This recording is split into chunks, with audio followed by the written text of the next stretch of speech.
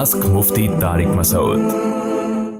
थकावट की वजह से 8 रकत तरावी पढ़ना। कभी कभार ऐसा होता है कि थकावट की वजह से 20 रकत तरावी पढ़ना बहुत मुश्किल हो जाता है। क्या ऐसी सूरत में हम 8 रकत तरावी पढ़ सकते हैं? आयशा फारूक इंडिया से।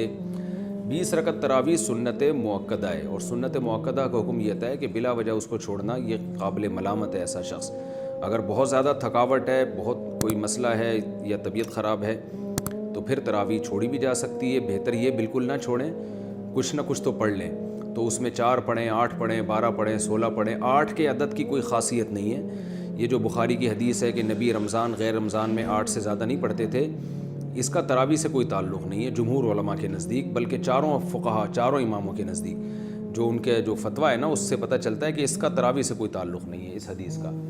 और ये हदीस बुखारी ही की दूसरी हदीस के ख़िलाफ़ भी है। दूसरी हदीस में बुखारी में आता है काना यजीदु फ़ी रमज़ाना माला यजीदु फ़ी गैरिही। नबी रमज़ान में आम दिनों से ज़्यादा इबादत करते थे। तो इससे पता चलता है कि रमज़ान में आपकी जो नमाज है वो 8 रकतों से ज़्यादा होती थी। तो बुखारी की एक हदीस को लेते हैं, दूसरी सही हदीस का इनकार कर देते हैं। ये कैसी बात हुई? तो इसलिए 8 के अदद की कोई ख़ासियत नहीं है तरावी में। हाँ, सुन्नत मुअक्कदा है तो उसमें मुश्किल हो रही है, कोई वाकई थकावट है, तो जितनी चाहें पढ़ लें, अल्लाह जितनी तौफीक दे।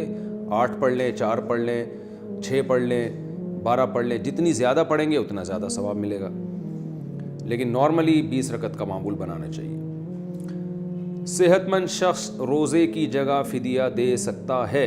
अच्छा, ये 8 रकत में ये भी है कि अगर तरावी आपके लिए खड़े होकर पढ़ना मुश्किल हो रहा है तो बैठ के भी पढ़ी जा सकती है। थकावट ज़्यादा है तो बैठ के पढ़ लें आप, तो 20 पूरी कर लें, लेकिन बैठ के कर लें, तो ये भी बेहतर है।